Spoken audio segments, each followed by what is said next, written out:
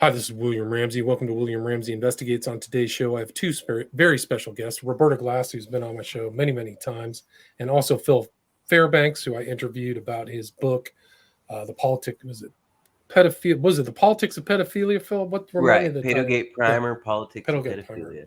And I was talking with Philip, and I came across this witch hunt narrative, and what really wanted to do a show about this book published by Ross E. Cheit, Cheit, originally published in 2014, and was reading through it. And really, the full title of the book is The Witch Hunt Narrative: Politics, Psychology, and the Sexual Abuse of Children. So it might be a very heavy topic. So I would recommend not having this running where there are young children in the background. Right. Definitely. People are sensitive. So it gets pretty brutal in his book when he goes into McMartin.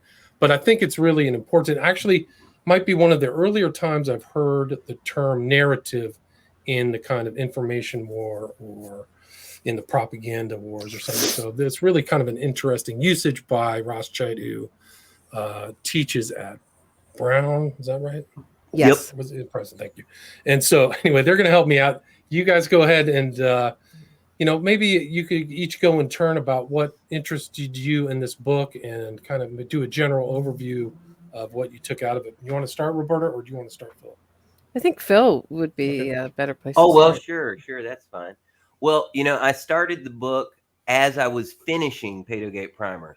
And that was in October or November of 2020, right? So just as I'm putting the finishing touches on my book, I start reading this because I'd read some of his blog stuff at brown.edu, And by the way, that's a big deal. This is a literal Ivy League professor. This is not just some guy with a blog. The website at the Recovered Memory Project is at brown.edu. But I started it then, and I finished it, last month. Why? Because in addition to being one of the most important books I have ever read in my life, it is also one of the most harrowing, grueling, and difficult books I've ever read in my life. It's medically graphic in a lot of areas. And unfortunately, that's necessary because, there's so much misinformation and disinformation. I think some of the people didn't know that they were spreading misinformation, and some were doing it on purpose to spread a false narrative. But there's just so much that without knowing, the literally what, the medically graphic details, it's hard to read, but the difficult parts of it is also what makes it important. But yeah, no, my mind was absolutely blown because folks like Debbie Nathan and Snedeker and Pendergrass, by the way, wasn't he also abused or accused of abusing his kids? Yes, a lot of these folks who are involved, they have a very vested interest in, no, there's no child abuse going on. And it's like, but weren't you accused of that? Or, like the Eberleys and their child porn magazine Finger, they have vested interest, or the Frieds that started the False Memory Syndrome Foundation. They have a vested interest in convincing people, no, it's all crazy. The kids are lying, or the kids are confused, or, these evil preachers and therapists and cops have confused these kids and made them think things that haven't happened. But in a lot of these cases, even some of the so-called wild, unbelievable details feces and masks and knives, and then they found stuff. They found pictures, and they found the so a lot of even the wild sounding unbelievable stuff, just because something's unbelievable, I've said this many times, just because something is unbelievable, just because something shouldn't be allowed to happen, that doesn't mean it doesn't happen. Things that shouldn't happen every day. But yeah, that's pretty much how I came to it. I'll pass it on over to Roberta. It's funny because I can't remember exactly why I bought this book. I believe it was because I was just like Philip, reading Ross Cheit's blog And I believe it was because I was interested in capturing the Friedmans and the Friedman case. Mm-hmm. And there's a lot of excellent information about that case.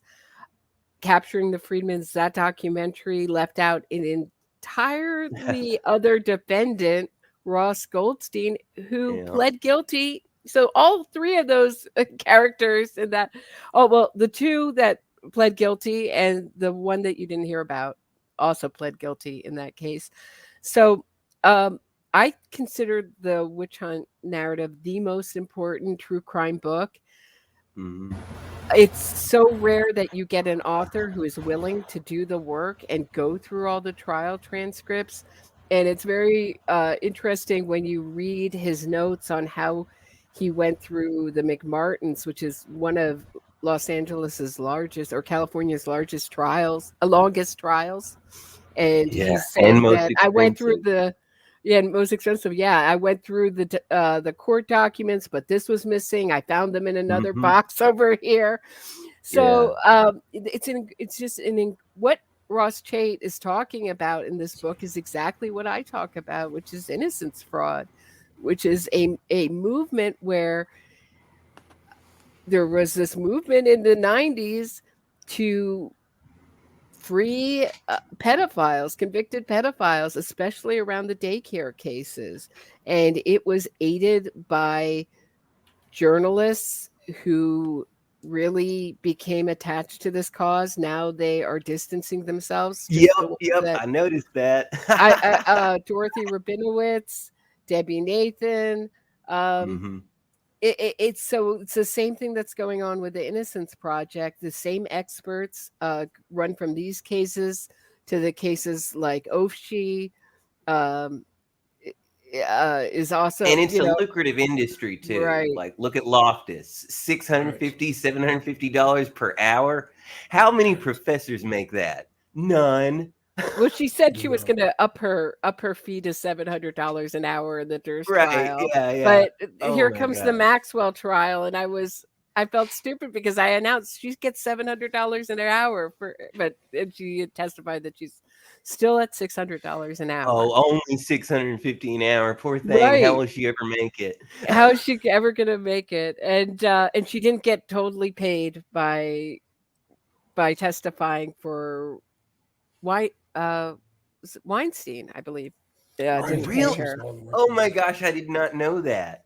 Yeah, that's what she testified to in the Maxwell trial. But she is someone who really made her bones doing this work in both fields. I say both fields. I don't know if you would consider them fields, but testifying for convicted pedophiles, claiming that all their victims are victims of false memories or having implanted memories, and the same thing in trials that have to do with killers, like the Tim Hennis trial, where she got Tim Hennis freed in his second trial.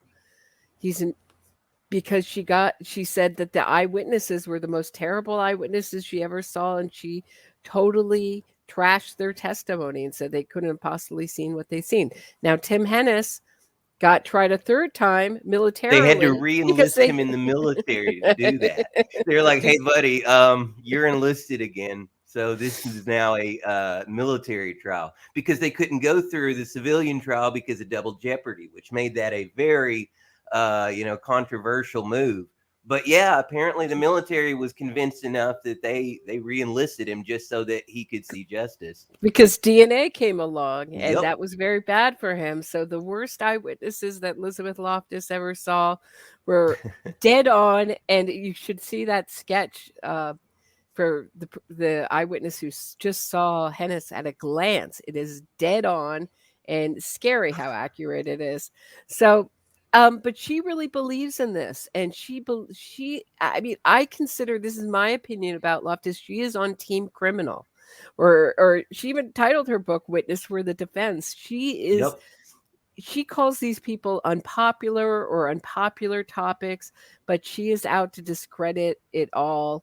That killers aren't killers. That everybody's in. I wouldn't say she thinks everyone's innocent, but she's willing to go to bat for a lot of convicted killers or soon to be or or charged people who are charged with murder, and she's also willing to go to bat for people who are charged with these kind of crimes, sexual abuse And it's crimes. some of the most famous too. We're talking Ted Bundy and OJ and Sandusky and Robert Durst from the Jinx documentary and Ghislaine Maxwell and Harvey Weinstein. She was considering Prince Andrew. She and was seriously Sandusky. Oh, considering she was actually. Prince It looked. Andrew. It looked like she was. It looked like Prince Andrew was picking up on her narrative, and she wrote a blurb for the back of this book by Mark Pendergrast, who's saying that Sandusky. She also testified for Sandusky is innocent, and that it's all a big hysteria. So every one of those even kids now, was just confused. Yeah, confused. And Wow. a great thing about don't Ross you hate Cheit, it when you think you got raped, but oops, I didn't really get raped like that? I mean, like, it happens every other week for me. I'm like, oh, that's right, I didn't get raped. No, Like you would forget that. Give me a break. Yeah. and this is something I want to bring up. Like, I'll get right back to you, Roberta. But like, remember I think it's Peacenik or whatever study, because the Lost in the Mall study is where they're getting a lot of this. And yes, you can convince a grown-up that they were lost in the mall if you have a trusted family member tell you the details, right?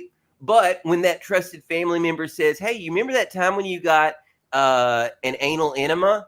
For some reason, people don't imagine that they got their orifices penetrated to the same degree, 20% or so.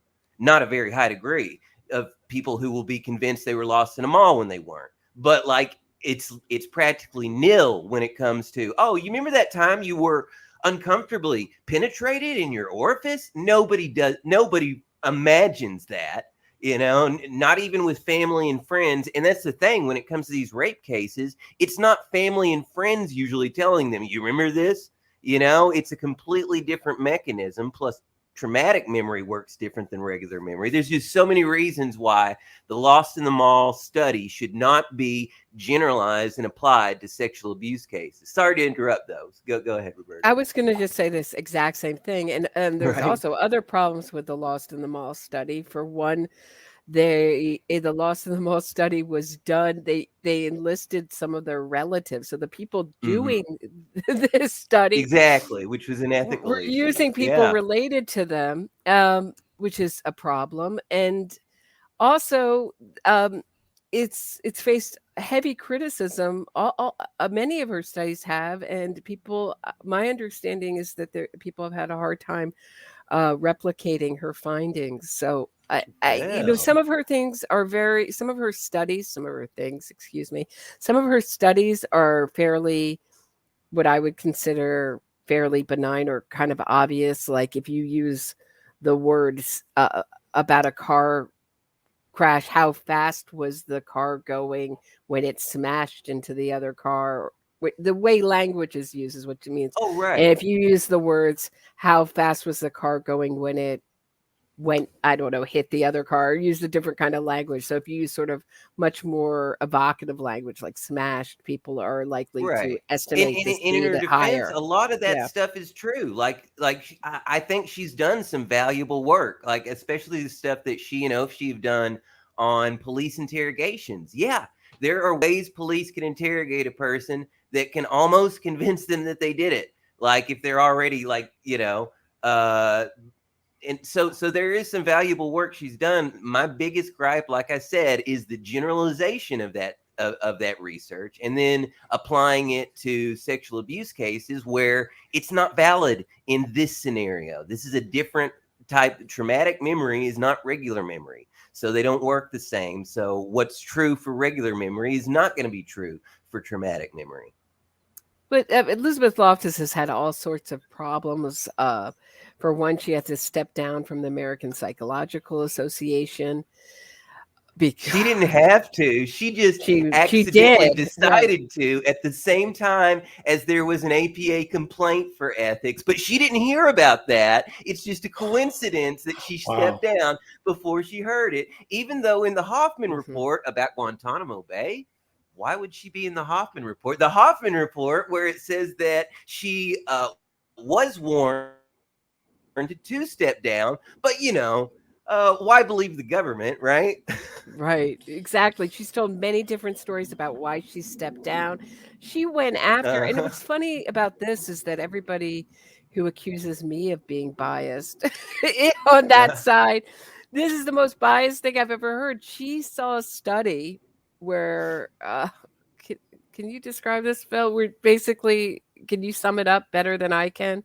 which one? Where there was a child who she believes was a victim of a false memory, now an adult, and she was in this part of this study. She let herself be filmed as part of the study as a child, accusing her mother of sexually abusing her, and she was determined to find out this child's identity and Yes, that's the Jane Doe vindicate, case. right, the The Jane Doe Jane Doe case. case, and then And she she leaked settled her that case name, civilly and said which that this was that's a bigger ethical violation than the bit with the Lost in the Mall study. Which there was Lynn Crook wrote a piece in I forget which journal, but it was a journal related to ethics in psychology or ethics in something. But yeah. So there are multiple ethical issues with her work too. In between that and her some of the people behavior. she's I defended, mean, this is her behavior. She went out. yeah, She basically outed this survivor, and hmm it was terrible. And she settled it. And I would encourage people. I have a clip of it in my False Memory Syndrome Foundation episode, but there's a TED talk she does where she describes why she had to settle, and boy, does she finesse it. Interesting. The case is called Taus versus Loftus. It's went to the Thank you. Supreme Court of Yes, California. that's right. TAUS. Yeah, Taus and Lynn Crook are the two big ones when it comes to the ethical issues, for sure. Yeah. Yeah, 2007 she settled for $7,500. But yeah, I mean, she's just one part of this whole network, right? I mean, Right, exactly. she's just one little piece. There's the journalist, there's the scientist, and it's not even just psychologists. Ofshe is a sociologist, and once again, like I said, I try and compensate for my biases. I first knew about Ofshe from his work, his brilliant and excellent and important work fighting Scientology.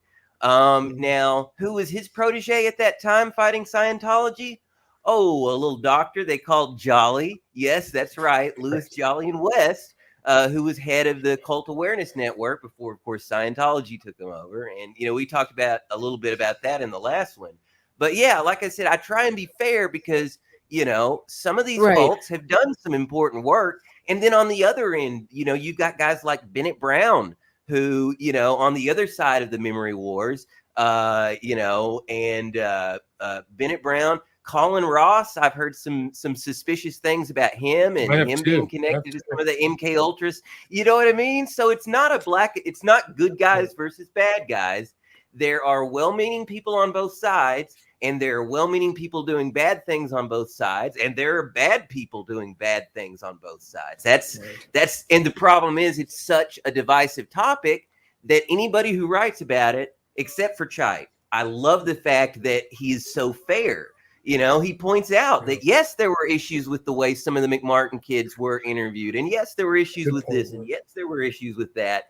But even when you take that into account, there are major disparities between the witch hunt narrative and what really went on.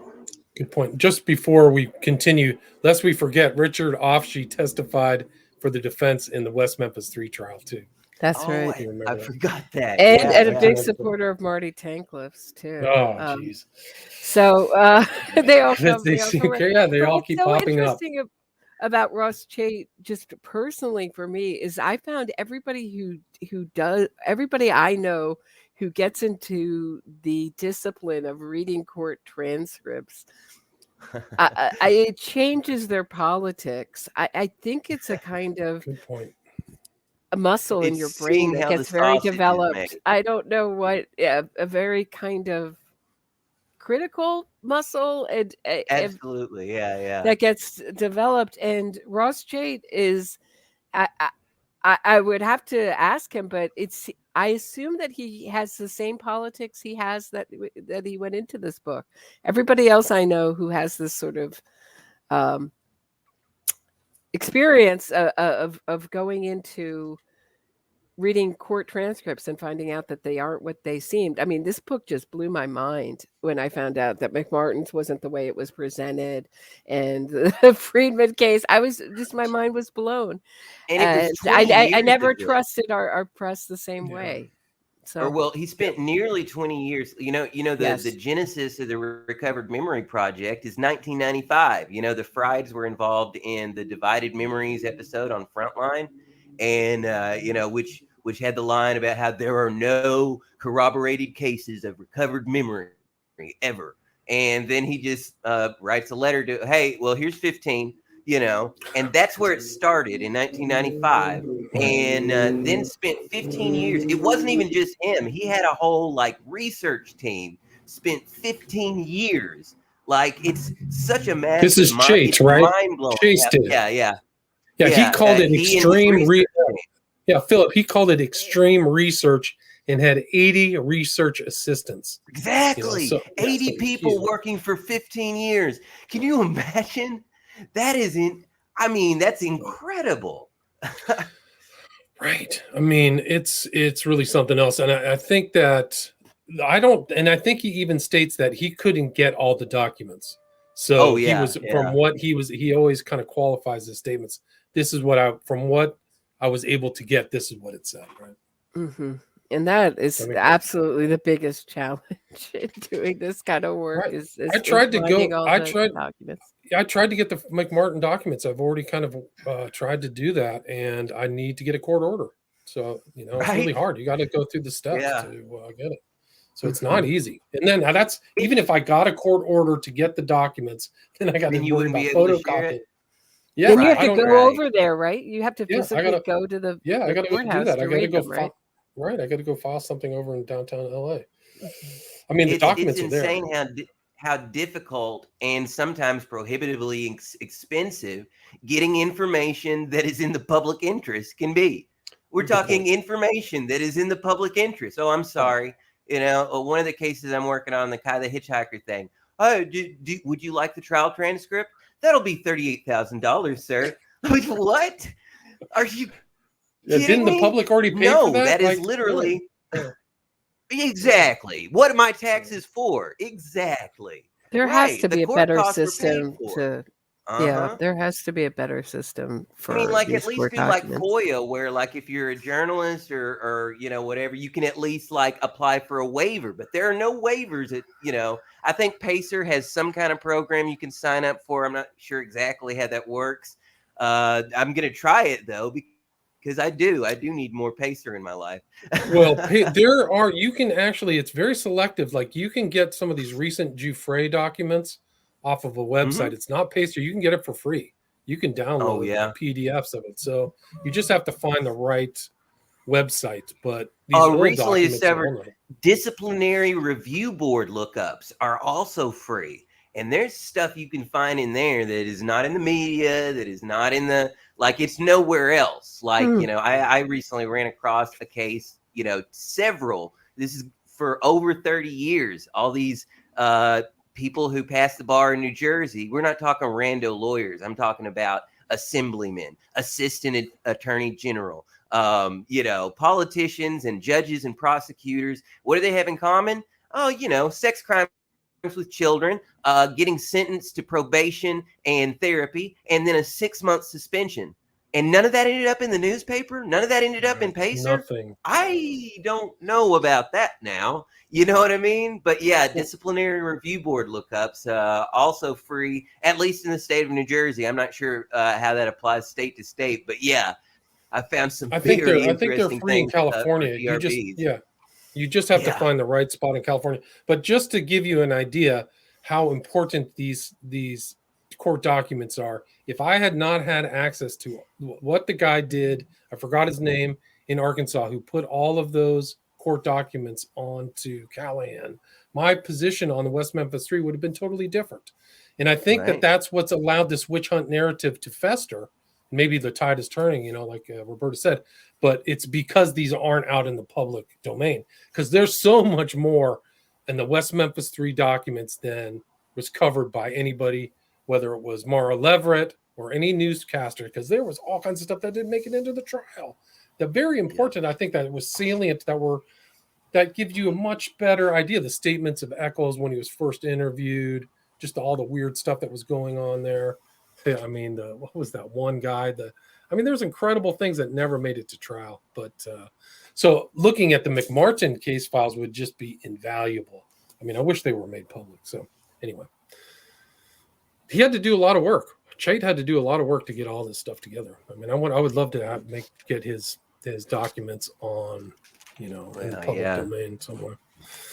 I'd say one of the most impressive pieces of scholarship in the past 50 years, easily. Just the sheer scope of work that had to be done, Yeah. And look how it was, and look how you would have thought that a book debunking a myth, an American myth, would have blown up the American media. And I think there was a small review in the New York Times, maybe. It caused a little bit pushback from the Center for Reason and Justice, which is ideologically aligned with the False Memory Syndrome Foundation, which has now closed its doors. A lot of the same members. Mm-hmm. And I was telling William before we started, before we went live, recording live. What are we doing? Before we went live, that really the witch hunt narrative is about the journalists. Yeah. Without the journalists, this myth could not be cemented. Right. That all these daycare cases, and he goes through a handful of them. So it's not just McMartin's. He goes through the Kelly Michaels case, the Country Walk daycare case with Frank Fuster, and the Friedman case, many others. So without the journalists, this could not have happened. One interesting thing I like, one myth he explodes. A lot of the people go, well, how come there's never been a case since? And then he's like, okay, here's a dozen cases where multiple kids were abused in daycares, and sometimes there were multiple abusers, and it's just because it didn't make news anymore. Mm-hmm. They just stopped covering they didn't get national coverage anymore. They got local coverage. So it's not that it stopped happening; it's that it stopped getting national coverage. If a tree falls in the forest, it still falls, whether anybody heard it or not. I don't know if it makes a sound. Well, I just know that it still falls. Well, some of these cases, and I was really disappointed that Ross Cheit never really looked into the case in San Antonio, Texas, with the 6 women. I think they were called. They did a documentary. And Nathan helped them get released just a few years ago. Right. Really? Wow. So these were lesbians who had been accused of these kinds of sexual abuse, and sadistic one adult survivor recanted and the other didn't. So I look at recantations just the way the court does. I view them with suspicion, and because if it was a sort of both of them, then I would kind of scratch my head a little bit more. But I haven't looked into that. It may be a case of false conviction. I don't know, but many survivors of abuse don't want to believe it and convince themselves it's not true for years.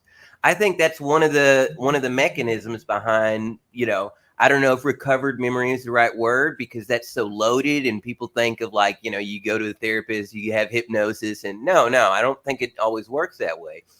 But I believe a lot of people who are abused, they try and convince themselves it's not true, or that it was it was my imagination. It's,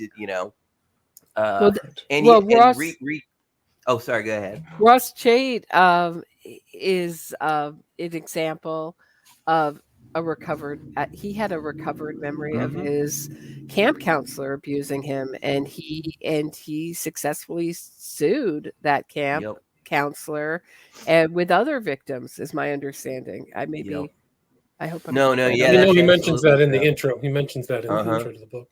So And he has the Recovered Memory Project. This is a tenured Brown professor. I mean, you would have just thought this book would have exploded. Yeah, exactly. This is an Ivy League guy with as credentialed as you. I mean, like in America, I'm an Ivy League tenured professor is about as, like as far as your bona fides, what's above that, But no, you're right. Have you seen the reviews of the book, by the way? No. 90% or like 75, 80% are 5-star reviews. And then all the 1-star reviews are like sex researchers, like, I'm a professor of sexology. And I don't like the way and then they start talking about some stuff. And I'm like, you didn't read the book. You're talking about something that he already, we went through that. And that's another thing. I've done this online, arguing with people. And then I'm like, well, Debbie Nathan said, and I sent him the Debbie Nathan tag from the Recovered Memory Project. And he's like, well, so you're saying that? And I'm like, dude, I just sent you the link. You obviously didn't read it, or you wouldn't be putting words in my mouth. You're attacking a straw man. I've offered you the evidence. I've shown you, just take 10 minutes and read this, and you'll see 18 ways that Debbie Nathan was wrong. Or you could keep arguing with me without reading it.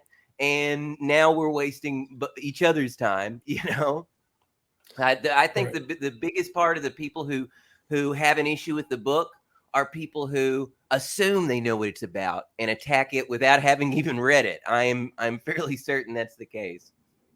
Yeah, I believe it. Cheit has a double doctorate from Berkeley, so he's got He's got like a doctor in public policy plus a law degree, right? So it's not a joke, from like one of the top 5 law. I think one of the reasons that this was able to cement so well is, I think what Philip said is right, that these claims do sound fantastic. Yeah. For example, one of the things that Friedman said is, well, how could this abuse go on in front of everybody with nobody saying anything? And why? Well, no, it didn't. That wasn't the claim. So what they do is they straw man.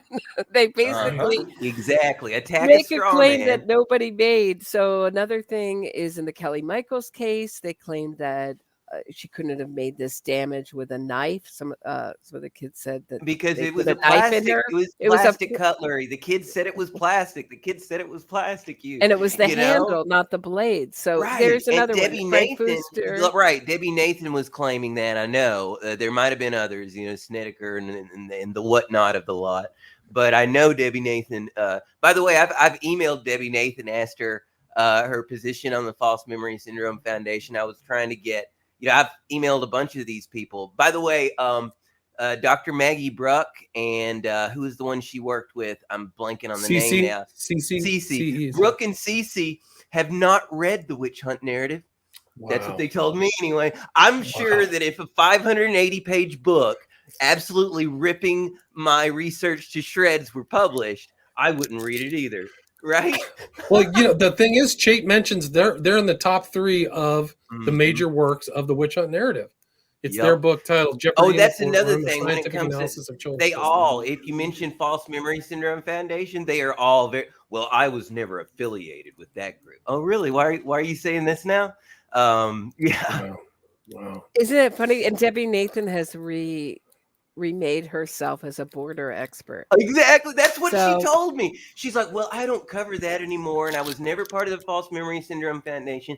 And now all my journalism is about, the border. And I'm like, okay, sometimes no comment is the most telling thing a person can say.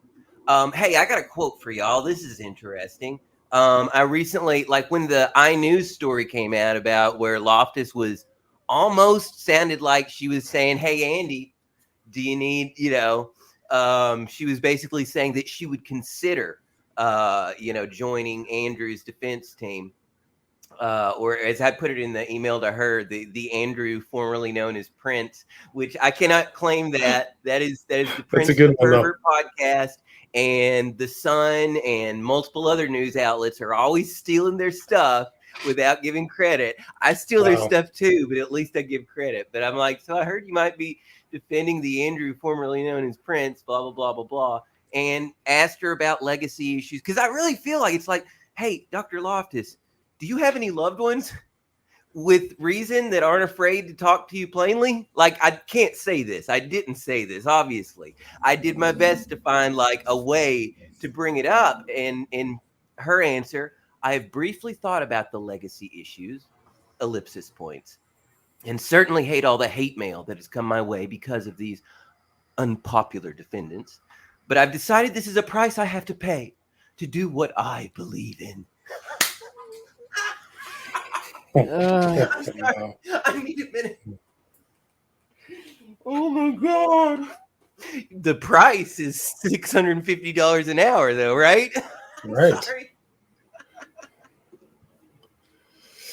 Wow. So it was CC and Brooks was Jeopardy in the Courtroom. So he mentions the top 3 books are Satan's Silence, Ritual Abuse and the Making of American Witch Hunt, Jeopardy in the Courtroom, and then also the Abbey Man made for TV movie Indictment, right?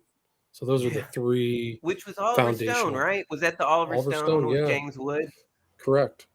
Yeah. And I've seen both of those. The Muffin Man, like, do you know the Muffin Man, which was the, like, I'll admit the Oliver Stone movie is a much better movie, but I mean, it's completely wrong, but it is a far better made movie for what it's worth. That's another thing about like the false memory lobby. They were sophisticated. They had connections. I've got, some of the documents I got from the West Special Archives. There's an article in like Philadelphia Magazine or something, and it comes with the cover letter, which is like, Dear Pamela Fried, the head of the False Memory Syndrome Foundation. Dear Pamela, thank you so much for your help, and you were indispensable, and I'm sure this was hard for you. No, it was hard for Jennifer, her daughter, the renowned Guggenheim Fellowship award-winning memory researcher, who we're expected to believe that the Guggenheim and other award-winning memory researcher, her memory is fallible, but not the blackout drunk who married his stepsister.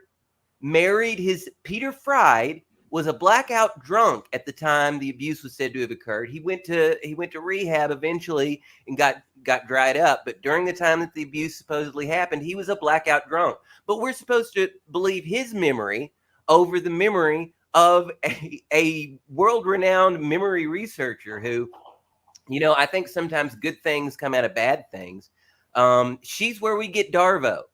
The gaslighter's best friend, the protocol for these people: deny, attack, reverse victim and offender. We see that over and over again in these cases. Virginia Giuffre, you mentioned. Like, I couldn't believe that the Ghislaine Maxwell defense was basically, okay, well, no, actually they're just liars, and they're greedy, and besides, one of them did drugs, like the same thing with the Showtime docuseries Buried about Eileen Franklin.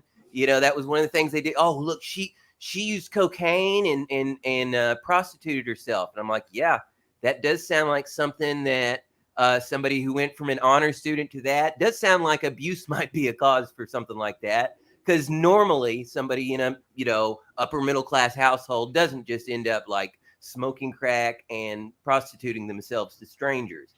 Usually there's some kind of abuse, something that happened, and whether or not George Franklin committed murder, I don't believe he did.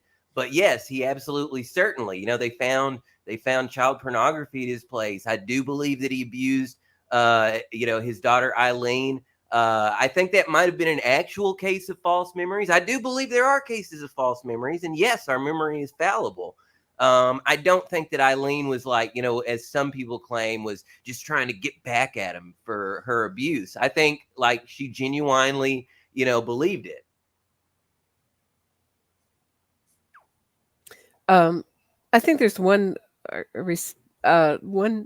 little subtle difference though in the Maxwell. What they were saying, the defense was saying in the Maxwell trial, was that not that they were all lying, but it's the same narrative as the witch hunt narrative. In the SA cases of the 80s and 90s that we're talking about, those memories were corrupted or implanted by therapists. In the case of the Maxwell victims, now the lawyers, the civil lawyers, are Yeah. implanting the false memories. So it was just a clever way to try to avoid victim That's a chicken blaming. or the egg So situation, right, isn't it? you're right. How did they So go to the Philip, they did lawyer say, and then the lawyer implanted the memories? Didn't they go to the lawyer because they first about wanted the civil memories? money. They wanted right, exactly. They wanted Right, right. civil money. I And don't know. Maria It doesn't really Farmer, make sense. Maria Farmer in 1995 was having false memories about something that happened last week. Wow, that stuff happens quick, doesn't it? It's amazing. You know? And she's writing in her diary. It all fell apart. It was not a good defense, but it was, they were desperate. It was a pretty good It case feels like against they were her. trying to It was a throw the close case. case. It was a close case. Oh, they weren't trying to throw it. They were slick, that defense. Well, Oh, you mean I mean DA, the government? prosecutor. I mean, it felt like the No, they were prosecutor, just because they didn't push them on a lot of things. Like the one thing that really sticks out when they talk about the pilot, and then the pilot installed some cameras in the. Wait a minute, hold on. Why is your pilot installing hidden cameras? Because that's not what like jet pilots usually, private jet pilots, are they also handymen usually? Like, don't Did you they get say another guy to cameras? do I that? know they said audio equipment and video Or was it equipment, but I okay? don't know if Right. they. Yeah, But yeah. install some kind of They were kind of recording vague about equipment. it. Right. If I had the I same was a thought. prosecutor, Right. I'd be like, okay, hold on. Let's talk about that for a minute. Why was there Right. recording equipment being installed by a pilot? Why But don't you you see just the hire? frustration, though? Do you see the frustration? As a researcher, you want to know, but Right, right. as a DA trying the case, it's not essential to find those things out to I get a guess you're right. conviction. And I I guess think you're that's right. where a lot And of you the don't want to frustration overload comes with too much info, because that could with confuse a jury, I guess. Yeah, with yeah. Epstein researchers, and same thing. I had the same frustration with the Nexium case. You want everything to come out. It's just not going to. And they were just more inexperienced prosecutors. And Audrey Strauss, who was going to try the case, quit 2 months before it was going to trial. So what was Has anybody left filled is her position? No. there's that one guy. He's got an odd name. It's like Binge. It's like short. Who's the DA now? But that office has been in disarray since her since she left. Right. The predecessor left too, right? Yeah, it's who is the DA? It's like Jeffrey Berman. it's an African American Oh, the gentleman. new guy's Damian Yeah. Williams. No. Oh, really? Yeah, Then who's the one I'm thinking of? That's like, maybe that's Brooklyn. I'm thinking of. Okay. Anyway, they got a new guy. When was he installed? I don't know. It's like September 30th, 2021. Alvin Bragg is who I'm starting to think of. Alvin Bragg. He just got put in. Yeah, I mean, an election. I think just like when they start off with McMartin, he slowly goes through all of the evidence, right? And I think it's super compelling because he's just showing that these people they wasn't even published when the investigation was happening, right? So like I think it didn't break until 1984, but the police were doing all these interviews. So it wasn't, like the original was Judy Johnson was the original one and they took him to UCLA, right? They took one of the Matthew Johnson, the son who was supposedly originally abused. Do you guys remember that? Yeah. She took her child to the doctor. That's the thing that's so alarming, is the amount of evidence that's from parents who took their kids to the doctor to be examined in McMartin's. I think there were 5 children who used in that case, that kind of physical evidence of abuse. So it started out, she's seen Judy Johnson now as a hysteric. Sometimes she'll read things that she's schizophrenic, an alcoholic, a psychotic, and schizophrenic, alcoholic. After all those years of being gaslit, I'd probably be on the sauce and start sounding nuts to people who would, who didn't know the whole story too. Because, Right, Right. but I they're mean, very imagine. She took Yeah, her but kid because her kid was bleeding rectally. Mhm. So that was the Mhm. beginning of McMartin's. Whatever you want to say about McMartin's, it did not start with hysteria. It started No. with right. a good Medical mother evidence of doing what child any good abuse. mother would do, which is bring her child to the doctor to be examined. Uh, At when she UCLA, no found less. something Like they so had, alarming. yeah, Yes. they had to go to UCLA. I mean, they go to like the best or one of the best hospitals around here.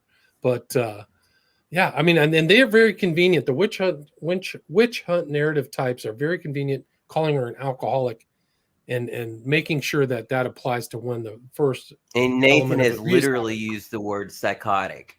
Wow. Literally. And it's like, where's your evidence for that again? I haven't seen any medical evidence of her, quote, psychosis. Mrs. Journalist, Mrs. Esteemed award-winning journalist. I would like to see your citation, please, because it doesn't exist. There is no medical evidence of her being psychotic. And if she did seem unhinged by the end of the trial, it's probably, like I said, years of gaslighting will do things to you.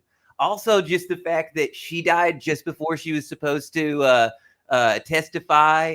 Paul Bynum also died the day Right. before. I'll never forget that. Well, I've got some stuff to say, and neither side's going to like it. Well, we don't know what he had to say because he died the day Right. before he was supposed to testify. Which, two witnesses dying the day before they're supposed to testify. I don't know. Kind of reminds me of how the camera in Brunel's cell also didn't Right. work, and how he Right. also had attempted suicide multiple times. It's weird how sometimes there's strange coincidences like that. And I don't want to go all conspiracy theory, but yeah, it does make me wonder. Right. I think there were three people. There were one more person who died mysteriously. One was a cop, right? But that was that the Yeah, cop? Yeah, Bynum was Bynum the was the cop. cop. I Yeah, thought there was and he was somebody else also too. involved in the class poly class case, and there was Oh, wow. another like high profile case he was involved in. Yeah, so he wasn't just a cop either. He was a top cop. They fired him. They put him on like either administrative leave or something like that because their claim was he was starting to be paranoid. But after he found files, police records in Raymond Bucky's house, I'd start wondering too. I'd start probably sounding paranoid too. If like, hey, why is the defendant got police records in his house? Now, what did those police records say? I don't know. They disappeared about the time that Bynum was I almost said killed. He committed suicide, right? Right. That's Yeah, supposed to just be like scary. Gary Webb, just like Danny Casolaro, and Gary Caradori from the Franklin scandal bit. I'm sure Right. he just he saw so much that he decided to put a bomb in his plane. Now, Yeah, as kill for his what kid too, happened to right? the Yeah. briefcase, Yeah. I don't know. I don't know why we found the Right. wreckage of the plane, but not the briefcase with the files he told his family that he was afraid he would be killed over. Who knows? So, but the the other thing we're not talking about is Ralph Underwager and Oh, what the point of pushing literal this proud narrative. pedophile. So he had to step down from the False Memory Syndrome Foundation because he was quoted as saying that pedophiles need to become a more positive part of our society and that pedophilia is an acceptable expression of God's love. Yeah. So even that was too much for the False Memory And Syndrome even something Foundation. about human So touch. wait, hold on. Oh, sorry. So why was this pushed? What was the benefit of pushing this kind of narrative? Why is Oprah Winfrey having Kelly Michaels on and pushing this? Why did the PBS always with the documentaries in Yup. innocence fraud? You always have to start out with the indoctrinate the public with a bunch of documentaries. Why did the PBS have not one but two documentaries pushing this narrative? Maybe three, at least two. The two are the ones I'm thinking of. So what and capturing the Freedmen. So what is the point of this? What do you guys think is the benefit of having this myth? I think it's helpful because it's a smokescreen for one. Like it makes it a lot easier to discount this information. Like I said, it was very, very sophisticated means that the false memory lobby used. And it's like, okay, they affected the way laws were made. They affected the way therapists had to do their therapy. They affected public opinion through, like you said, documentaries, fictionalized adaptations like the Oliver Stone movie. They were incredibly effective. Like I said, I've been talking to Loftus and some of these other people, corresponding with them. And Loftus, by the way, very much did not like my use of the term false memory lobby. She said, what was it? Would you call some people who come together to raise awareness about pancreas cancer a lobby? And I'm like, well, if they go to the news and legislators in order to get things changed and change public opinion, yes, I would call them a lobby. A lobby is not necessarily a bad thing. When you lobby the government and lobby speaking of Underweger and lobbies, I think he was one of the founding members of Victims of Child Abuse. Oh, excuse me. Victims of Child Abuse Laws. Wait a minute. Yeah. Are you kidding me? Victims of Child Abuse Laws? They were trying to change the law in Florida where mandatory reporting in some cases would not be a thing anymore. You go to your therapist or your priest or whatever and you talk about, well, so-and-so raped me. Okay, well, you're a kid and I don't have to say anything about that so that can keep on happening. Right. But what's interesting is that Elizabeth Loftus calls this an unpopular position, but it's still okay. You saw all the people who came out, all the celebrities who came out to support a killer, an unrepentant psychopathic killer like Julius Jones, James Corbin. I mean, the list goes on and on. I mean, it's the list as long as my arm. So why is it okay? Why is it not okay to support pedophilia anymore, but it's okay to support killers and sometimes killer rapists like Rodney Reed, who's a serial rapist and a rapist of children. So it seems like it's okay to support killers and want to get them out of prison, but not pedophiles, no matter how innocent you claim they are. It's a good point. I think that guy, the other guy that got out who was on Joe Rogan's show, he was from Louisiana. Do you remember that guy's name? Because they had the murder charge overturned, but they were still dealing with the rape conviction. What was his name? Oh, I know it's another black it's right on the tip of my tongue. Yeah, we talked about it last time. Yeah, I'm sorry, guys. But it is interesting how that has changed. I mean, now you don't see celebrities going, saying the pedophiles were unjustly convicted, but it is. There's so much stuff going on. Oh my God. Robert Jones. I'm sorry. Robert Jones. Yeah. So they got him. They overturned the murder conviction, but he still has a conviction for rape. They never mentioned talking to a rapist. I mean, these are not subtle cases. I mean, these are not like close cases. They seem to pick the best case they picked in a while is Glossop. But even if you know anything about that doesn't make any sense the way they're pushing it. So, it's just bizarre to me. I really hoped you guys would have a great answer to why, because now the Innocence Project is pretending that they don't. I heard a pretending they don't know Elizabeth Loftus. I heard a podcast with Bruce Barquette, who's Marty Tankliff's lawyer, and what's the guy that's starting the Innocence Project and worked on the OJ trial? That's where they first looked. Yeah, that's where they first hooked up, right? Yeah. So now it's like, Elizabeth who? Yeah, right. They were like, Elizabeth Loftus came up. That's what I was trying to warn her about, by the way. And she's on the Innocence Project website. I mean, she's the Innocence Project's one of their favorite experts. She's made a video for the Innocence Project talking about eyewitness identification. Basically, they have all their bases covered. If it's an eyewitness, not reliable. If it's a confession, not reliable, false confession. If it's DNA evidence, it's been contaminated, not reliable, or if it's DNA evidence that they've tested, it comes back with their client. They continue on with their client and they just pretend it doesn't exist. So, I mean, whatever the strongest piece of evidence is, it somehow all junk science or not reliable. It's so true.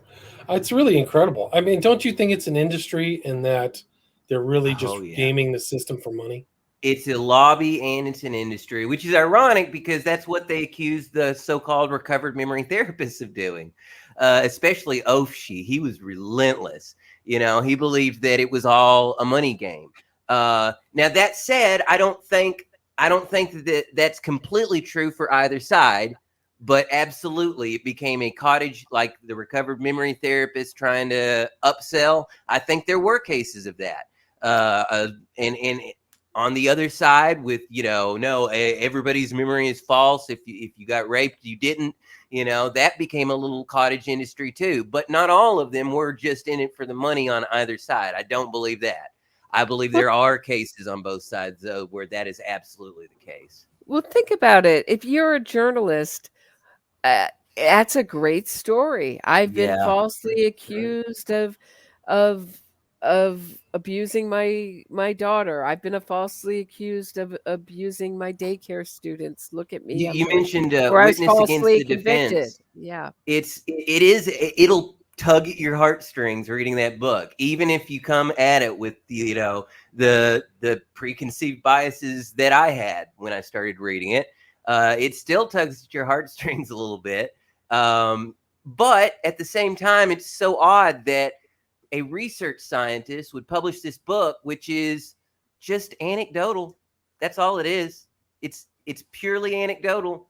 Everybody knows, though, that the highest form of evidence is 10 anecdotes, right? That's how you prove things. You come up with 10 anecdotes. Well, this guy said, and this guy said, so it must be true. That's another thing that really amazes me is how that and the fact that there aren't even that many anecdotes. And Loftus had like the entirety of the false memory syndrome. Everybody, the thousands of people probably went there. And there were only a dozen or a couple or a few dozen cases out of those thousands that were worth retelling. That tells me that there were a lot of weak cases. Here's another thing that Prof. Cheit points out in his on the Recovered Memory Project website at Brown. They claim that or Pamela Fried claims that they never said anything about we want to make sure that everybody, that we don't attract pedophiles who are just trying to. That was in their very first newsletter, which, by the way, is not listed when you go to the FMSF site where they have all the newsletters. Nope, they have all but that first one. But Brown, at brown.edu, there is a copy of that first newsletter, and it does very much so pretty much claim that, okay, so we want to be careful because this group may attract some pedophiles, and we want to make sure that, well, why would they hide that, There is one father character in this named Chuck Noah, who's passed on now, who's a father accused by one of his daughters of abuse.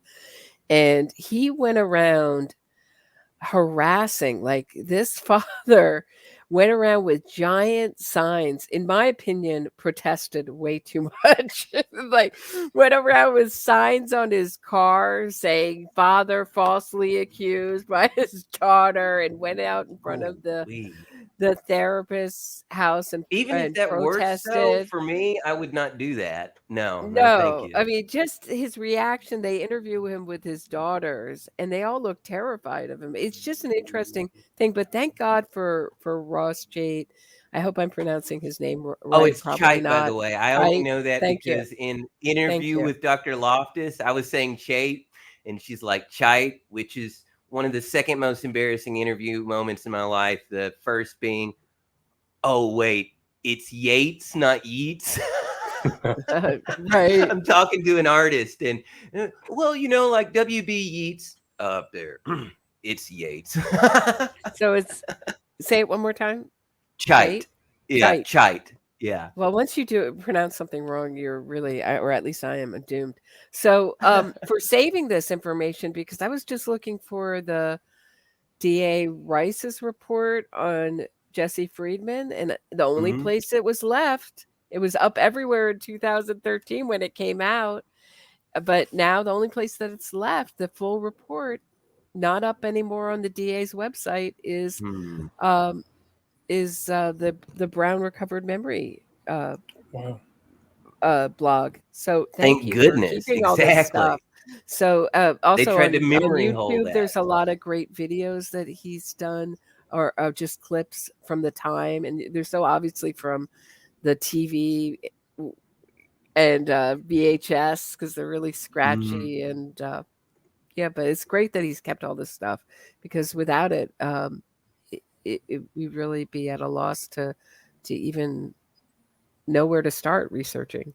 I'm wondering if it's him that uploaded, because on YouTube you can see the Australian 60 Minutes program, Mr. Bubbles, about the Mr. Bubbles, that's what they called it, the Mr. Bubbles case, where this guy and his wife was once again a daycare center, and the kids were saying that they were abused in a bubble bath, and it turned out they were, and Underweger helped the guilty party get free, and then 60 Minutes Australia confronted him at his home, and they got him cussing them out. Or, you need to Yeah, he get tells them to leave. Oh Yeah, wow, yeah. It's so that's I'm an not sure incredible thing. if Cheit uploaded that or who did, but oh No, man, not it's worth someone seeing. else. Yeah. Oh yeah. Wow. There's a lot. I mean, it's crazy. There's a lot of cases, a lot more. Discredit the witch hunt narrative. No question. I think he effectively proves that.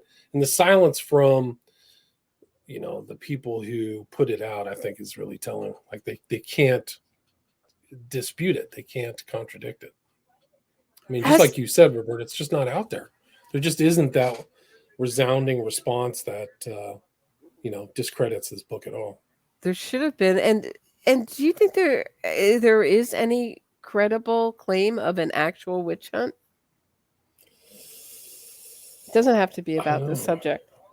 There was one, I think, that might not have been in this book, but wasn't there one that was claimed in, I think it was in Washington or Oregon, where there was a claim of satanic abuse with involved sexual abuse? I don't remember that case. I know the Kellers.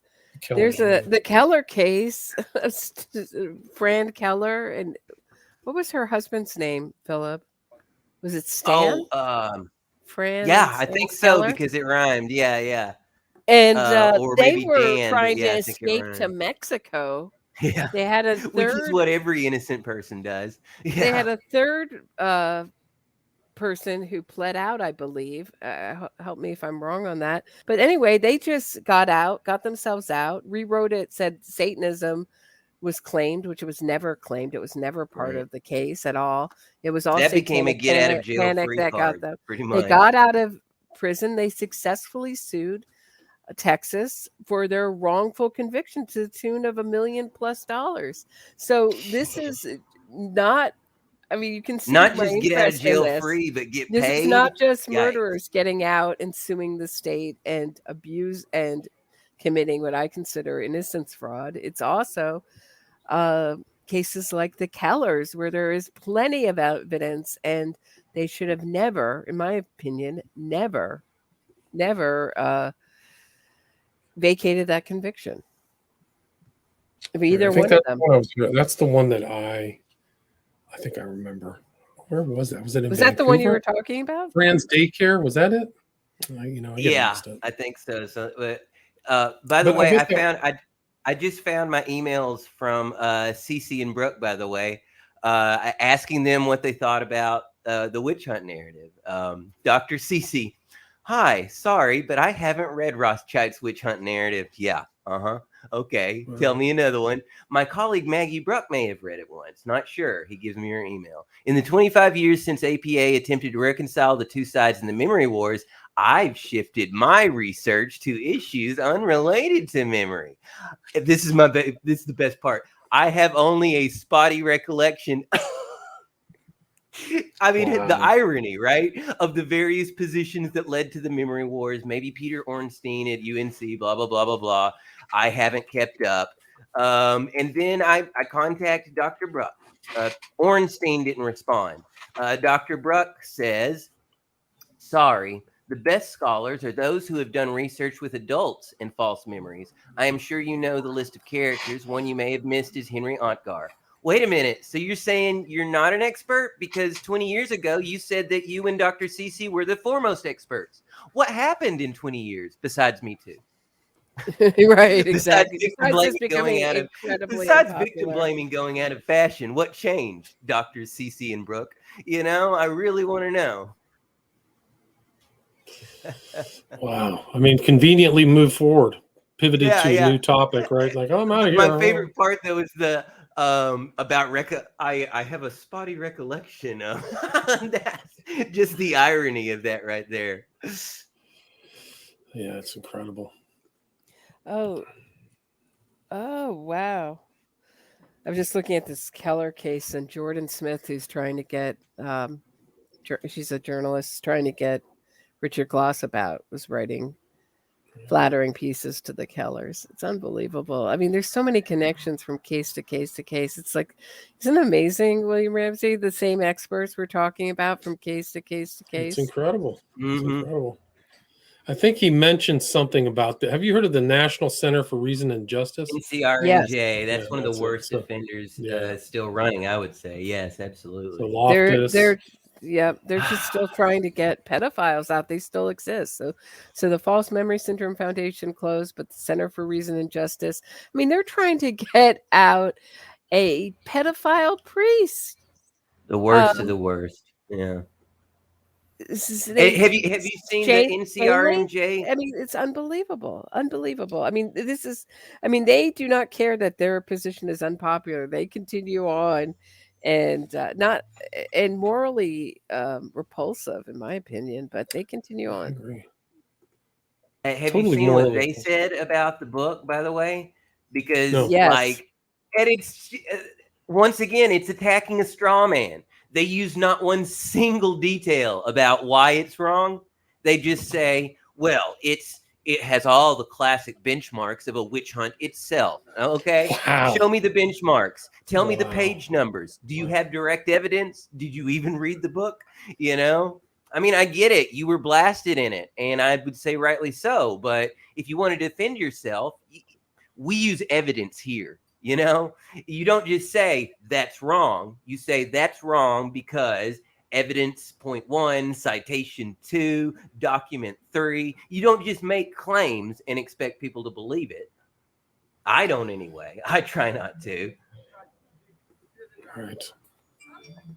And I think like this kind of whole thing that he's recollecting was really the attack on the legitimacy of child statements, right? Like, I think that's something that theme that he brought up, and he kind of counters that by saying a lot of times these guys testified when they weren't kids anymore, right? So that's also kind of part of the narrative. And what's sad and scary is that people still that seeped into the public consciousness to the point where all these falsehoods have become accepted common knowledge in the mainstream. People still believe that kids can't be believed in cases that, that's done immense damage. Right. Continues to do they're immense being damage. manipulated by the people interviewing them, right? The CII, for example. Yeah. CII, I'm sorry. Putting those in. It's just a correction. It's Dan and Fran Keller. Oh, I knew that it was. I'm sorry. I knew I was wrong. That it rhymed, but I couldn't remember. Yeah. My apologies. So yeah, this is that's a great point. He goes through exactly what the children said, what they meant, and how also he goes through a lot about how these journalists would take a little detail and change it or make it larger or I think there's one time when I think he's talking about some kind of dolphins or fish, and it's like a stuffed animal or something. Right. It's like it sounds so fantastical, but there's like a little detail that gets changed. And he talks about, what was the other thing? It was the acronym CAAS, the Child Abuse Accommodation Syndrome, which is contested by the witch hunt narrative, that the kids are, the eventual disclosure doesn't come right away, right? Yes. They're accommodating these things due to, different influences, which are like secrecy and help. They're kids, right?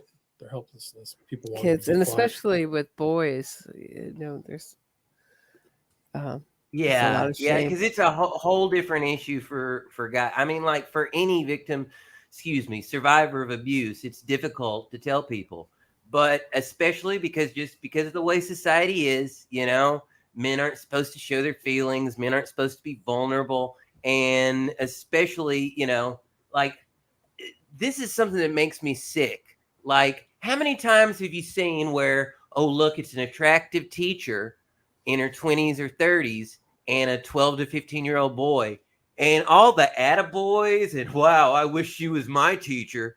Like, you just don't know. Like that, I've seen interviews with some of these kids, with some of these boys when they grew up. They don't feel lucky. That screws with your head, It's but yeah, there's definitely a different way boys and girls are viewed when it comes to sexual abuse, and it's a crying shame because it happens. According to the numbers, it happens more often with females, but once again, that's going by reported numbers. I think that it's probably a lot closer than the statistics show because more boys and men are reluctant to speak up about it. Oh, my masculinity is in danger, Right. Isn't that the foundation of like all of the Catholic sex abuse? I mean, that on the boys is that there's never it probably went on for hundreds of years. Yeah, forever. You don't want to talk about systematic, industrial scale abuse. The Catholic Church and the cover up. Every time the cover up and the shuffling around was as bad as the crime because it led to more crimes. So I don't care if you were the rapist or the bishop that moved the rapist. You were equally You're an accessory. deserving to burn accessory in hell. to the crime. Yeah. Yeah. That was the guy who became Pope. That was part of his job, like before he became popular. He just recently, that was just like a month or two ago. Was it that he came out about that? He's like, oh yeah, I used to be the rapist shuffler. Yeah, there was a definite shuffler. It was I Yeah. forgot the office in the Catholic Church, but man, I don't talk about it. I mean, yeah, it's called that couples in the sexual abuse with religious abuse. So you get both at the same time. You don't just get the sexual abuse, but that's a whole nother story. Mhm. Is there anything you guys want to add? I feel like, I just think this book stands alone. There's just so much research. Even the main cases, he adds in all these smaller cases that don't fit into the witch hunt narrative. You can go through some of those cases I haven't even listed, but it's like there's another case here. There's another guy here in Reno. There's another guy here. So and you see issues with the reporting and issues with the trial, and it feels like a rubric almost, or is that just me? I mean, like, what do you guys think? It almost feels like, there was a protocol because so many of these worked out the same way. They used the same, even when the argument didn't really fit this case, they would slap that at it, and the journalists and the court officials and the scientific experts would all say the same thing, and then everybody, and it just happened over and over and over again. Such a good point, for man. years. Great point, man. Really and then they use those numbers to say, "Oh, look how many people are falsely accused of abuse." It's the same way the Innocence Project uses those numbers. Look how many people we've let out. Doesn't matter if they're let out on a technicality. It doesn't matter how they get their conviction overturned. They plead out. We've, I don't know. This is so crazy. They're all innocent. They all go into the number file for their exonerated innocent people. But the detailed circumstances of how they got out are buried. Yeah, I mean, and it just goes into that thing. You got to go back and look at the court records and see what everybody's seeing what the prosecutors are seeing, Yeah. But anybody why it who's this, started. I'm sorry, William. Yeah, go ahead. Anybody who's a serious researcher, or even a true crime fan, I encourage you to get a copy of this book because it will come in handy. If you don't need to know about an expert, the expert doesn't come up in the case that you're looking at. An expert in this book will come up in another case. It's just filled with endless useful information. I've used this book so much. It's been so helpful. One of the most mind-blowing things to me, like before we close out, something that hasn't been brought up yet. How about the fact that Cheit and Bruck, some of the information that they used or claimed to have used, they didn't have access to. It wasn't found out until 20 years later. They were getting that info from the defense lawyer, and then they had to add him as a co-author when they got caught. I'm sorry. So you're saying you didn't see this info because it was sealed, and you're just taking the defense's word for it? That shouldn't be how academic research is done. No. Well, I talked to the guy, and he said he's innocent. That's like, remember Tim Weiner at, I think, New York Times, one of my favorite headlines of all time. CIA investigates its involvement in drug trafficking and finds itself innocent. It was something like that. And it's like, yeah, okay. Well, if the CIA says that the CIA is not selling drugs, then I'm going to take the CIA's word for it. When have they ever lied before? Right. Wow. Incredible. Yeah, it's an incredible book. There's just so much in there. It's so thoroughly researched too. I mean, it's very dense. I mean, one of the only complaints I've seen come up multiple times that's valid by someone who's actually read it is people saying it's kind of redundant. Well, yeah. For every point he makes, he gives you 5 different sets of evidence, and that's necessary. It's not fun, but it's necessary because, I think he knew that this book would be attacked. Instead of attacked, it feels like it was buried, like it wasn't attacked. If people had attacked it loudly, then people would have heard of it. But no, instead, it was ignored. It was the worst. Ignored.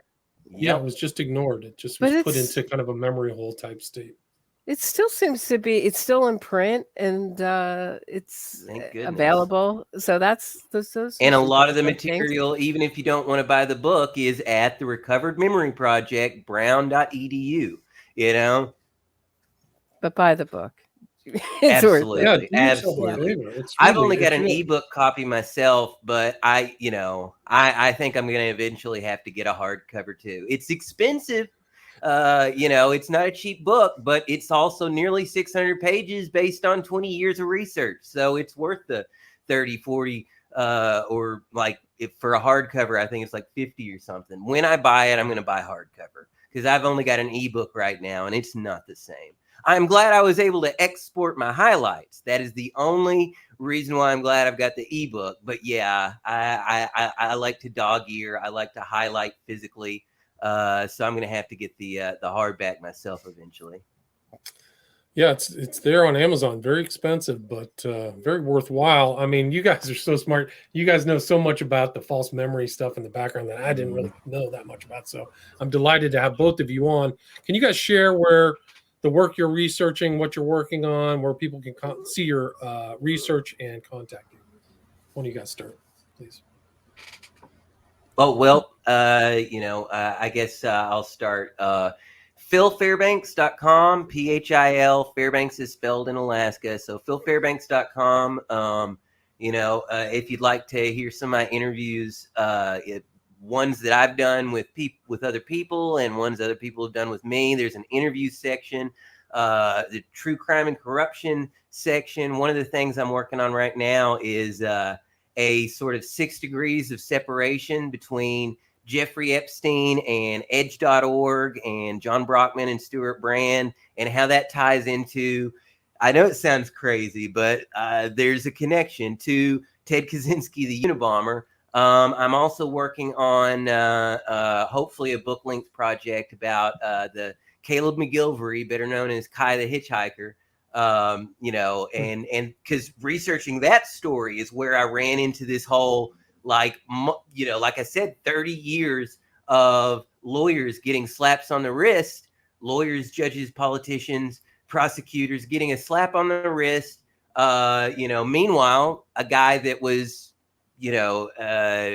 likely drugged and raped by a lawyer in this town where a lot of these cases stem from, I'll be hopefully working on the Kai the Hitchhiker and Ted Kaczynski project this year, and hope to have at least one, if not both, ready for publication before 2022 is out. Oh, good. Well, good luck with that. That sounds interesting. I didn't know the backstory about that. Kai the Hitchhiker. Yeah. David Livingstone, by the way, I got to give credit to David Livingstone's ordoabcow.ca is where I found the article, which leads to the Das Netz by Lutz Dombeck. And that's where I learned about the connection between, edge.org, which was funded by Epstein, and Brand, and, all these guys that were on the island and on the plane and have pictures of them with little girls, Marvin Minsky, like some of the top scientific minds. And I'm not saying that Jeffrey Epstein and Kaczynski had any direct connection, but by following the less than 6 degrees of separation, I think it'll be an interesting, because it's Das Netz. It's a net. It's a web. You know what I mean? And there's multiple connections between all these points. So it'll be fun. The Edge was connected to a lot of like Silicon Valley types too, right? Exactly. Silicon Valley, psychedelic counterculture, MK Ultra, cybernetics, and Ted Kaczynski. It's all tied together in multiple ways.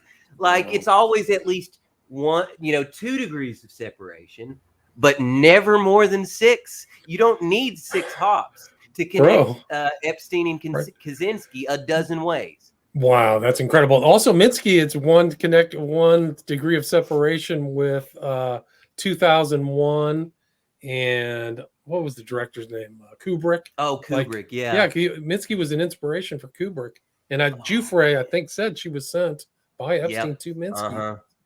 So, chuck that in your book. Roberta Glass, what have you been up to? You've just been busy, quickly, another little Epstein connection. Andrew Jarecki's father was on Epstein's plane logs. He was an academic. I believe.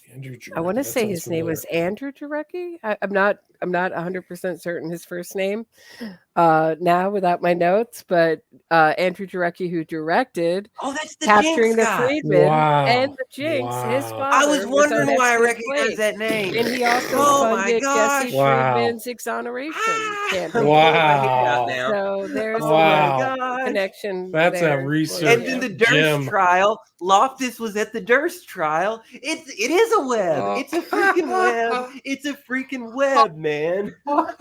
So that was a great one.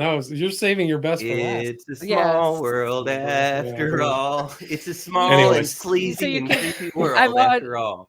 I'm on YouTube at Roberta Glass True Crime Report. I have a Facebook group. Come join the discussion. My Facebook group, Roberta Glass True Crime Report. You can join my Patreon. I'm on iTunes, everything. Twitter at Roberta Glass Pod. I think that's it. I think I hit everything. Awesome. Thank you. You guys were outstanding. Thank you so much. Oh, thanks so much. It's really a delight, honestly, to talk with people with so much back knowledge, and you guys are tremendous. Well, I think it's fun because I told you me and Roberta had talked, briefly, online, but this is the first time we've had a chance to actually, chat like live in person. I appreciate you getting us together, honestly. Yeah, awesome. Well, that was great. Let's do it again soon. Let's find another book that people have ignored, but has to be bandied about, so to speak. But you guys have a great one. Have a great weekend. Thanks. You so much. Thank you. Take care. All right. Stay there.